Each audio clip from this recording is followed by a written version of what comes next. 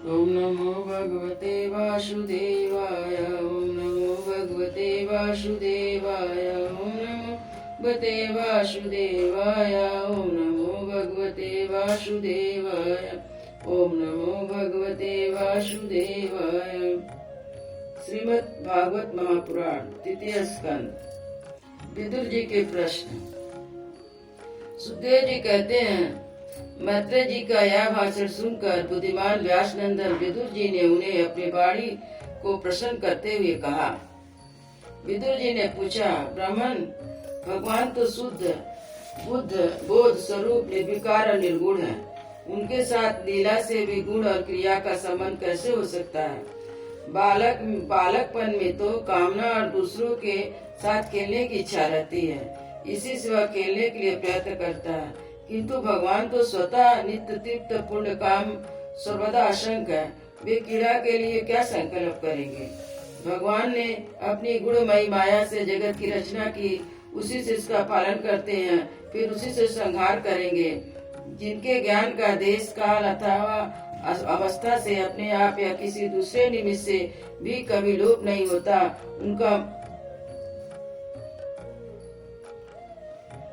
उनका माया के साथ किस प्रकार संयोग हो सकता है?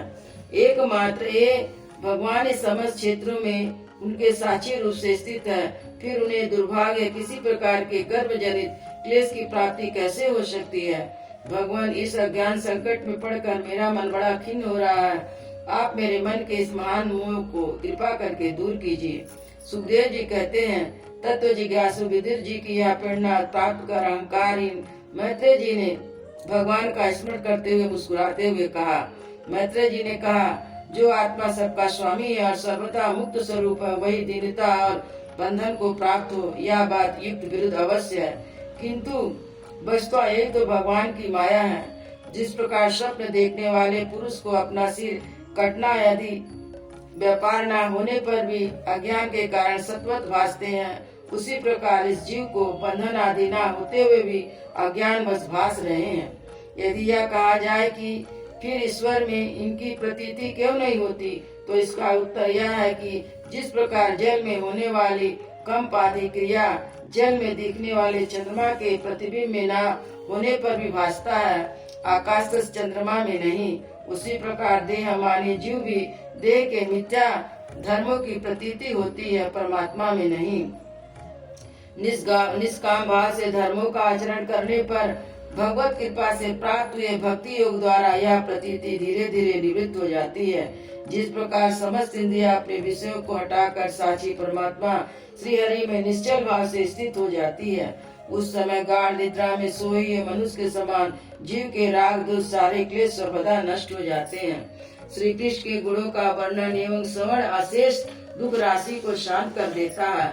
फिर यदि हमारे हृदय में उनके चरण कमलों के रज के सेवन का प्रेम जग पड़े तो कहना ही क्या है। विदुर जी ने कहा, आपके युक्ति वचनों की तलवार से मेरे संदेह छिन्न भिन्न हो रहे हैं। अब मेरा चित्त भगवान की स्वतंत्रता और जीव की प्रतंत्रता दोनों विषयों में खूब प्रवेश कर रहा है।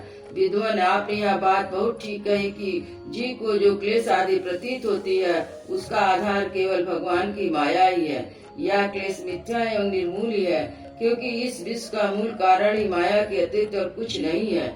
इस संसार में दो प्रकार के लोग सुखी हैं, या तो अनजान मूढ़ या बुद्धि आदि से अतीत भगवान को प्राप्त कर चुके हुए।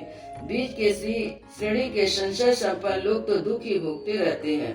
भगवान, आपकी कृपा से मुझे यह निश्चय हो गया कि अनात्म पदार्थ वस्तु है ही नहीं, केवल प्रतीत ही होती है।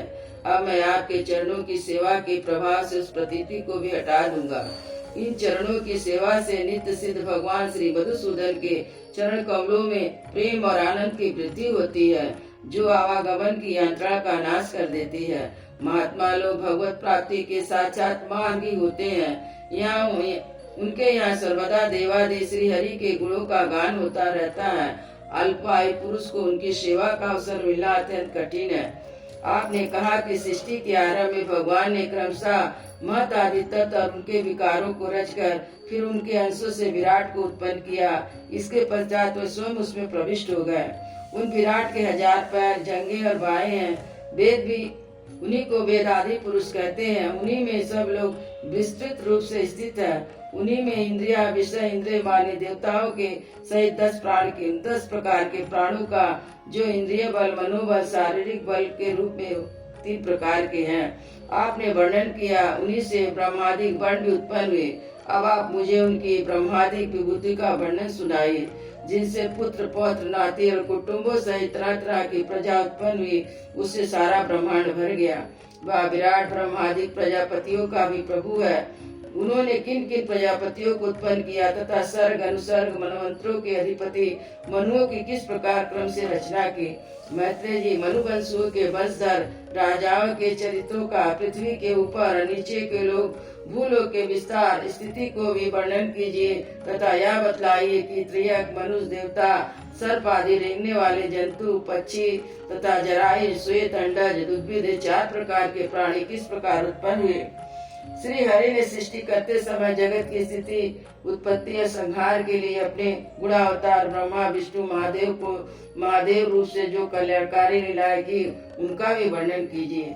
वेश, आचरण, स्वभाव के अनुसार वर्णाश्रम का विभाग, ऋषियों के जन्म, कर्म आदि, वेदों का विभाग, युगों का विस्तार, योग का मार्ग, ज्ञान मार्ग, उसका साधन, शांख मार्ग तथा भगवान के कहे हुए नारद, पंचरात आदि तंत्र साथ भिन्न भिन्न पाखंड मार्गों के प्रचार से होने वाले विषमता, नीच वर्ण के पुरुष से उच्च वर्ण की स्त्री में होने वाली संतानों के प्रकार तथा भिन्न भिन्न गुण और कर्मों के कारण जीव की जैसी और जितनी गतियां होती है वह सब में सुनाइए।